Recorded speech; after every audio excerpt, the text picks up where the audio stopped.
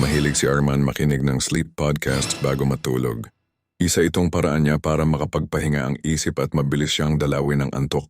Madalas ay mga relaxation sounds or bedtime stories ang pinakikinggan niya, pero isang gabi, nakahanap siya ng kakaibang podcast, isang collection ng mga true horror stories na isinalaysay sa mahinahong tinig.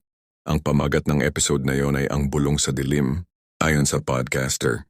Ang kwentong ito ay ibinahagi ng isang tagapakinig na nakaranas ng hindi maipaliwanag na pangyayari habang nakikinig ng sleep podcasts. Napangiti si Arman. Mukhang kapanapanabik ito, kaya agad niyang sinuot ang earphones at humiga sa kama. Habang nagkukuwento ang podcaster, naramdaman ni Arman ang unti-unting paglubog niya sa antok. Kwento ito ng isang lalaking nakatira mag-isa sa isang apartment. Isang gabi habang nakikinig siya ng podcast, may narinig siyang mahina at pabulong na boses sa background. Akala niya ay bahagi ito ng sound effects, ngunit nang paulit-ulit niyang pakinggan, tila isang boses na nagsasabing, "Gising ka pa ba?"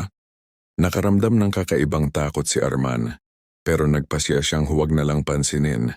Maraming beses na siyang nakarinig ng creepy background sound sa ibang podcasts. Itinuloy niya ang pakikinig habang papikit-pikit na ang kanyang mga mata. Pero sa gitna ng madilim niyang silid, may narinig siyang mahina at pabulong na boses mula sa kanyang earphones. "Gising ka pa ba?" Biglang dumilat si Arman. Sinilip niya ang kanyang phone, tapos na ang episode. Pero may mahina pa ring boses na bumubulong. Tinanggal niya ang earphones at narinig pa rin niya ang bulong. Mula sa kanyang tabi, hindi na siya gumalaw, hindi na siya huminga. Dahan-dahan niyang inilagay ang kumot sa kanyang mukha, pero muli niyang narinig ang boses mas malapit, halos nasa mismong tenga niya. "Huwag kang matulog." Kinabukasan, natagpuan siya ng kanyang kaibigan na nagtititigil sa isang sulok ng kanyang kwarto, maputla, nanginginig, at hindi na nakatulog sa buong magdamag. Simula noon hindi na siya muling nakinig ng sleep podcasts. Dahil minsan ang boses na iyong pinakikinggan ay maaaring nakikinig din sa iyo. Hindi na nakatulog ng maayos si Arman. Kahit anong pilit niyang iwasan ang nangyari, paulit-ulit itong bumabalik sa kanyang isipan. Gusto niyang paniwalain ang sarili na baka guni-guni lang niya ang lahat, na baka bunga lang ito ng matinding pagod. Pero paano niya ipapaliwanag ang boses na narinig niya kahit tinanggal na niya ang earphones? Isang gabi, nagdesisyon siyang patunayan sa sarili na walang kakaiba sa kanyang naranasan. Bumili siya ng bagong earphones at muling nagplay ng sleep podcast. Pero ngayon, pinili niya ang isang guided meditation episode para mawala ang kanyang takot.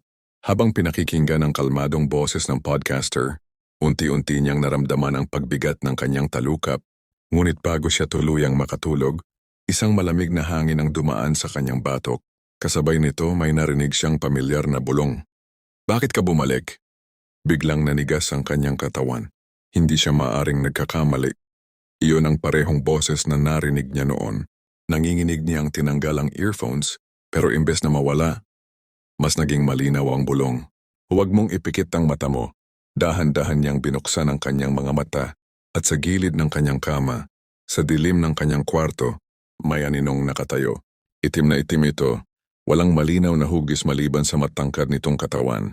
Pero ang mas nagpabangon ng balahibo niya ay ang itsura ng aninong iyon. Tila nakayuko ito sa kanya, nakikinig. Biglang nagpatay sindi ang ilaw sa kanyang kwarto. Tumayo si Arman at mabilis na lumabas ng bahay. Hindi alintana ang pagtakbo niya ng nakayapak palabas. Simula noon, hindi na siya muling nakinig ng anumang sleep podcast.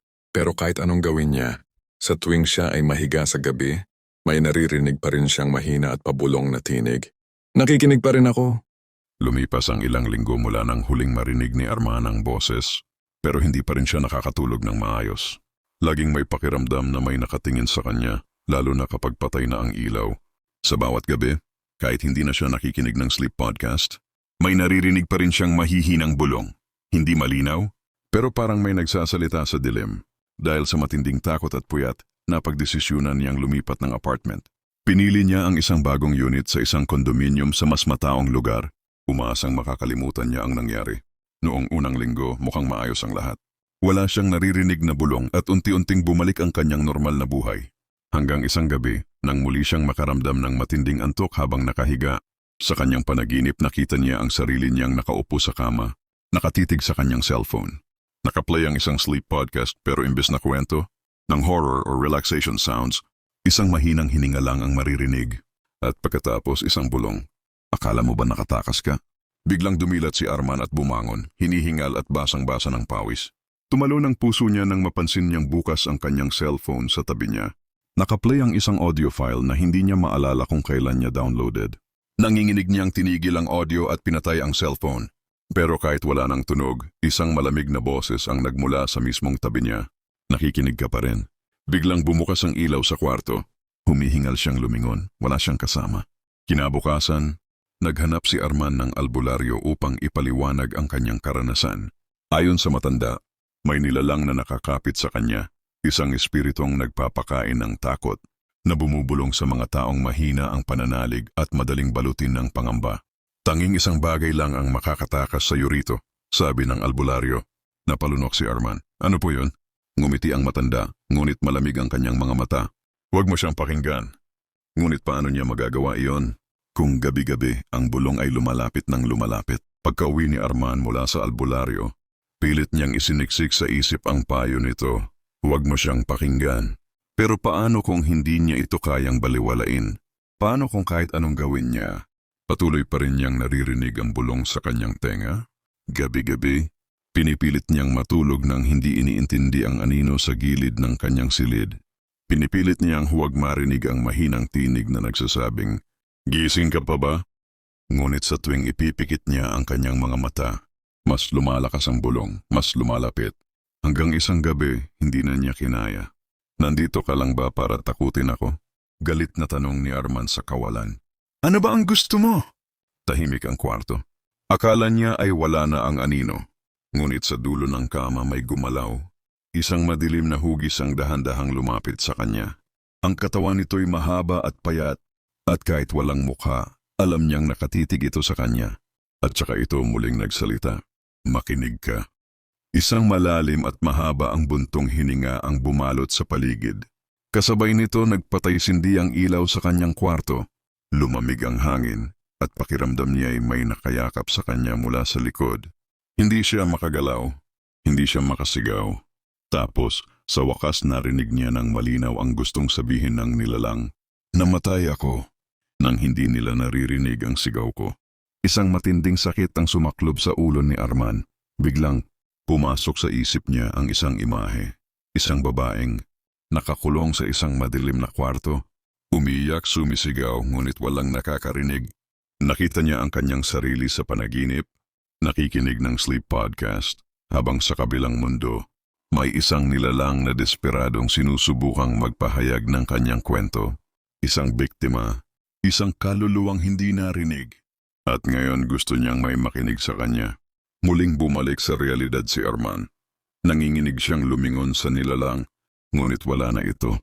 Tahimik ang silid pero sa loob niya, alam niyang hindi patapos ang lahat. At doon niya naisip ang isang bagay. Kung gusto ng kaluluwa na marinig ang kwento nito, may paraan para makatulong siya. Kinabukasan bumalik siya sa kanyang podcast app. Sa unang pagkakataon matapos ang ilang linggo, nagbukas siya ng bagong sleep podcast. Ngunit sa halip na makinig, siya mismo ang nagsimula ng isang recording.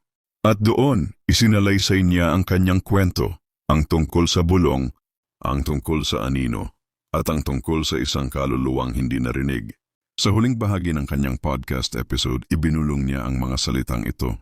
Ngayon, nakikinig na kami.